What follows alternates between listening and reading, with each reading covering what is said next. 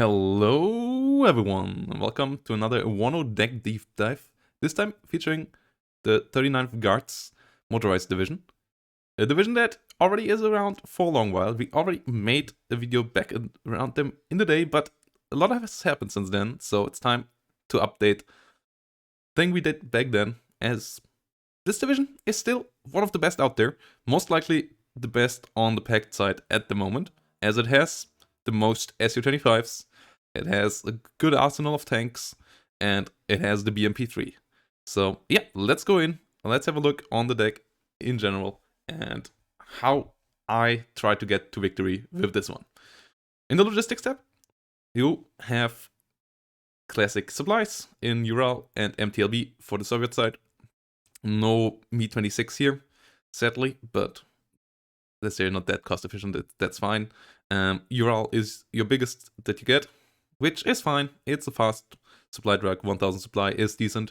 You can't fuel endless artillery campaigns with this though, so artillery tab, you have to be a bit more careful with how you use it, because you can't spam artillery non-stop with this supply drug field. And the other slight issue is you don't have any 4 availability CVs, but you get some armored CVs with weapons, like the BTR-60. Fast one, which is why I take it over the BMP-1. It's 108 kmh on the road, 76 off the road.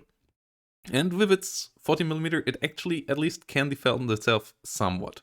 Can maybe stun a helicopter or so that comes close. Obviously, you still don't want it in fights too much, but if necessary, it can dish out a bit of damage with this 40mm. Yeah, better in my eyes than the RKM, and worth the extra 20 points for the speed and for the weapon tools it brings. Then, in the infantry tab, we have to fill up the issue with the CVs, as 6 CVs is not enough in 1v1. So we bring a CV leader. Sadly, also no 4 availability CV here. So we go with the Moto commodity, which at least have some anti-tank. And Saperi commodity have one as well. So yeah, I like the options of transports for the Moto one, as they can come in a BMP-3. And BMP-3s now are pretty expensive. Same price as the NATO's Bradleys, the US Bradleys. But they're still also really powerful. You get a lot of HE out of their 100mm, out of the 30mm. And you get a long range, pretty solid damage ATGM. Only issue with this is the accuracy. But at least with the free vet on the leader, you get a bit of extra accuracy for the BMP as well, as the vehicles take the veterancy of the unit you bring them in. For that reason, we also get more Moto BMPs in BMP-3s for the long-range ATGM and for the extra damage on the guns. Also, one thing about the 100mm, it outranges even the best tank guns. Those have 2275 meter range. This one has 2450 meter range. So you can, if you do correctly, shoot the enemy infantry without their tanks being even able to retaliate on you if the line of sight appears. And in general, can keep the BMPs relatively far back. Use their long-range ATGMs and their long-range HE guns to support your infantry moving forward if you get the right spot there. Motostrelkis are your baseline infantry for that. But then you have 2 really good specialized units. One of them is the original Porichki, which I like for as an anti-tank unit, as they have the best anti-tank weapon, anti-tank rocket launcher in the game with the RPG-29. Amazing accuracy, amazing damage, great range. Best range for any anti-tank rocket launcher, best accuracy for an anti-tank rocket launcher, and best damage. Only thing where some others speed it is the rate of fire, but with its 12 rounds, it also brings enough rounds to kill basically every tank out there multiple times over. So you can sneak them really well behind enemy lines, snipe enemy supply lines, or what I like to do is putting them together with the other specialized infantry, which is the Saperi RPO, which is a incendiary rocket launcher infantry that, unlike its NATO counterpart, has good strength, or at least its American counterpart, so it can take some damage as well. Has some firepower in its own right. Patron Pioneers are, I guess, a bit better with their SMGs there for dedicated CQC unit, but they're also now a bit more expensive. And if you compare the Saperi RPO with the original Porovichki, you also don't have to fear any enemy vehicles coming towards your infantry segment. So you can deal with any IFVs, with any tanks. AVREs also trying to deal with your infantry. And the Saperi RPO, if you use them correctly, can deal with any enemy infantry, as well as they get free veterancy and good availability with 9. So really strong unit there. Then another nice unit is the Moto Medis. The Medis got nerfed a bit from 18 to 17 penetration, but 17 penetration on an infantry unit's long range, or like ATGM, is still nice. Accuracy decent, range even better than the one of the Dragon 2 on the NATO side. So you can hit out quite far. Only issue here is maybe a bit the ammo. With 4 shots, you don't get too much. So you always want to have a supply truck close by if you want to keep the Medis firing.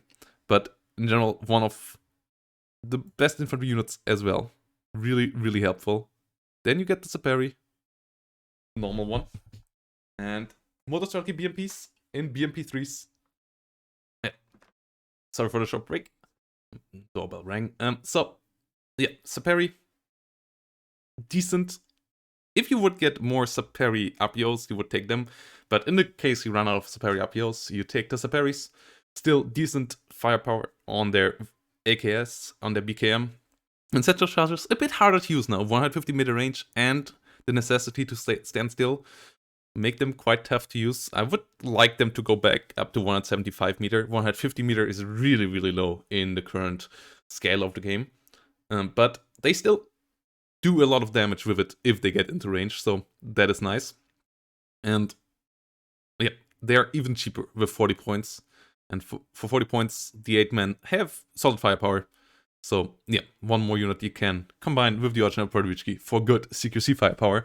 And for the mid-range and the long range, you have your BMP3s and your Motostrelki that are also pretty cost-efficient for holding the long rangers. A unit that you could consider maybe is the Polomochiki, but the availability on these is rather low.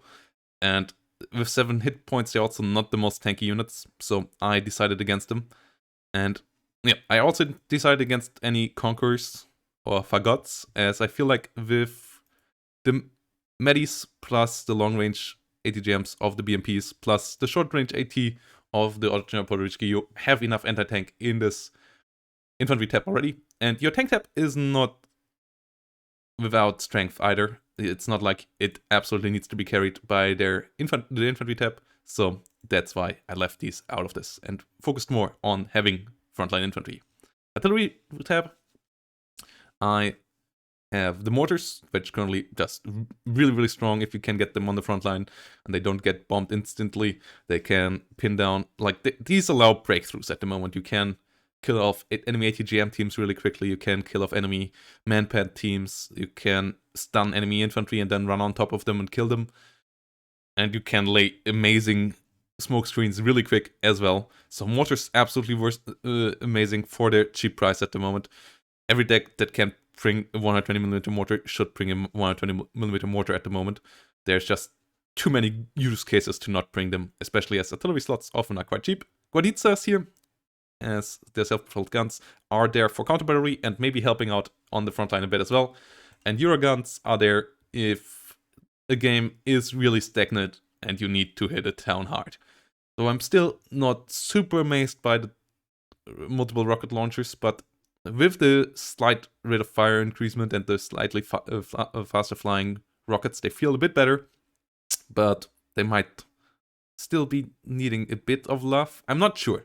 But yeah, Eurogun feels like one of the better ones for sure. The Grad, really underwhelming, but the Eurogun can do some damage, and from time to time, especially on 2 lakes, I bring them out to just hit the enemy town hard before I attack with more units.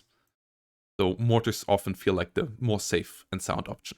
Tank tab, as already shown before, I really like the variety you get here. You get tanks for each scenario. You get anti-tank guns for defensive as well. Don't take them without transports though. Made that mistake one. You really don't want to have them walking to the front line with only 9k mate. So yeah, bring them in transports. And then tier BVs, solid mid or like higher end tier tank with a good ATGM, with a solid gun with autoloader, so they win the direct 1v1 fights in the long run. If both sides stick damage, they keep their rate of fire up, which is pretty nice. Same for the T80B.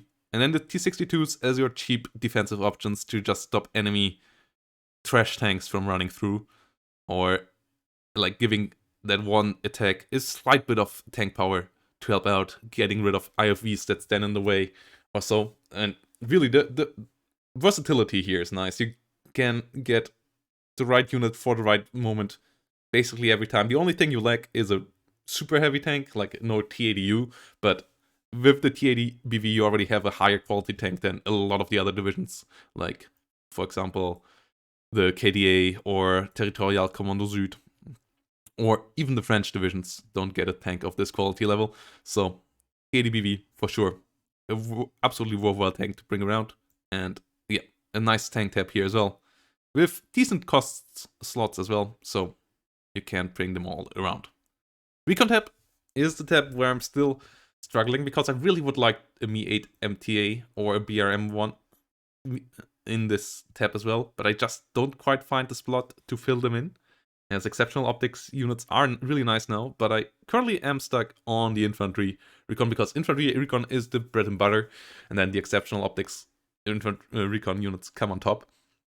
But I'm not quite sure what to cut, to be honest. Though I usually am fine with what I got here. Retretgas and Cransers here come in good availability. Cransers can take a bit of a fight with their 7 hit points, so in situations where you expect a fight with enemy recon at the beginning, you bring these around, and then the Retretgas for the not so much contested points and for the points where you might expect an enemy sneaky vehicle to drive by so that they can use their AT there a bit, though with 500 meter range they're somewhat limited in that with the RPG 22. As I said, an exceptional optics unit at the moment is always something that would be nice, but the question is just what to cut for it, and I haven't found a unit that I would love to cut for it just yet. So yeah, you have to get by with maybe a bit less recon than usual.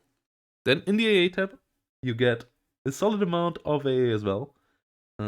Yeah, the OSA, the Soviet workhorse, with solid range against helicopters, outranging all, or like having the same range as all the ATGMs, so they, if you get one hit, they're stunned and they don't kill you with ATGMs on long range, with 3,500 meter range and good accuracy, also decent enough range to get against airplanes that everything that comes in will get shot at. You usually need 2 to secure the shutdown, but with 7 damage it also means that they 2-hit everything, even heavily armored planes like Su-25s or A-10s with their 2 armor. You still do 5 damage per hit onto those 2 armor planes, so with 2 shots you still get them down, and that is quite nice. So really liking the OSA with their damage and the range, and a pretty decent rate of fire as well. Iglas for supporting your frontline. Good range here, decent accuracy. 4 damage is a bit annoying, but at least you have a somewhat solid rate of fire as well. And 4 damage now is better than before, as a lot of helicopters, of the small helicopters, are now 4 hit points, so you one-shot these. So any enemy gazelles that come too close or so, you can one-shot with these now, and they're still somewhat affordable, and also combine well with the OSA, because 1 hit of the OSA plus 1 hit of the Igla kills everything as well. So an OSA in the rear and then maybe 2 Iglas in the front and so on can be an option as well. And then the Piosa, pretty good for hunting helicopters, and something that I also quite like, having a gun-based option as well. Also assists the OSAs pretty well, assists the Iglas quite well as well. Can fire whilst moving and so on, so a bit better for supporting pushes maybe than the other options. And with its stabilizer, also quite good on the motion, which it elevates above what's the, no, that's the Quetztica, the one in the GDR ones, which have worse accuracy. The accuracy here really means that user means business when it hits, which is really, really nice. And then helicopter tab, the first tab that makes this deck really shine in my eyes, together with the air tab. Like, the infantry tab is great, one of the better ones. Tank tab, solid, but helicopter is really good, really cost efficient. The Mi-24V rockets, the Cocon is a great ATGM, great range, good damage. You get some extra rockets under it as well that with the 122mm kill every infantry squad out there. Yes, you need to reload them a bit more often, but you still, if an enemy infantry squad is there, you can deal with that with the Mi-24. Oh, and then the Mi-24AA, good against enemy helicopters, and its rockets also help out against infantry squads, can kill off maybe a couple more. Mi-24, the more expensive ones, I'm not too big of a fan of. Mi-8s, I have fallen out of favor for me since they went down to 8 hit points, because now they feel like they die quite a bit more often than they before. I don't get them saved anymore, and for that price, I feel like they're not quite worthwhile then. And the Mi-24 VP is still a bit overpriced. Maybe that changes when it gets ECM, which is coming for it. We'll see if it gets 10 or 20 ECM. Especially if it gets like 20 ECM, I would say this might be getting worthwhile again. Though paying for the 16 Cocons is a bit overkill, as you never shoot that many. Like the 4, sometimes a bit low, but it's usually enough to kill a single tank, and then you can go for a reload. But you just need to keep supplies around your helicopters. And then the other thing that kills stuff from the air in this deck, like there's no tomorrow, are Su-25s. These things are amazing. Both the AT and especially the rocket version. The rocket version is super cheap, and it kills any soft target unit instantly. It can even kill tanks, as it has a solid penetration on its gun. And the rockets also do some damage there. And it kills lightly armored vehicles, even like something that I like. Like, this deck doesn't have Seed, but currently Seed is a mediocre thing because enemy can't just turn it off and then you don't get to hit the AA anymore. If you have a line of sight by getting recon behind enemy lines or so, like I often try to sneak my UWATS recon vehicles behind enemy lines, and if you then have line of sight on the enemy AA, this thing kills the enemy AA quite often before the enemy AA can kill it with its 2 frontal armor. It stuns them quite quickly, and then it kills them.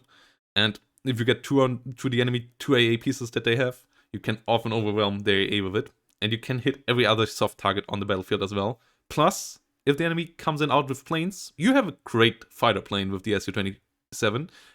And you also can head on them, especially with the Su-25 AT, as this also has air-to-air missiles. And it wins every head-on with its gun.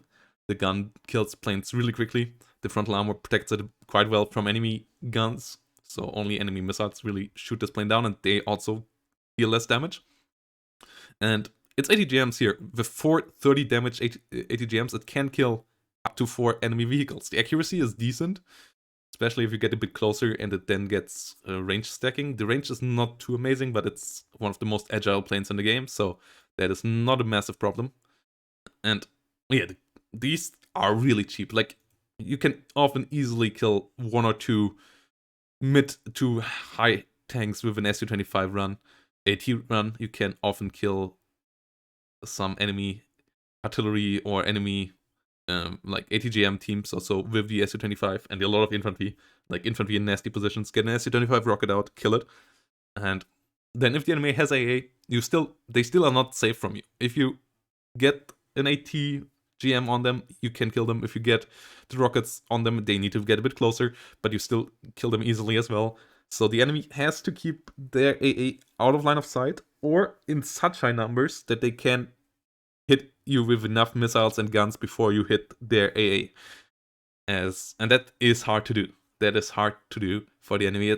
It's a constant pain in their brain to consider the Su-25 damage. And together with the helicopters, you really just have so much danger flying around that the enemy wants to shoot down your helicopters, for example. Then they move their AA a bit forward. You see their AA, bring in the Su-25, hit the AA before it can kill off your Mi-24, as these are also armored helicopters, so they can take a bit of damage as well. And yeah, the enemy has to expose their AA quite often to deal with them. So this is also a reason why I like the combination of these two tabs so much. And yep, it's a great combination here.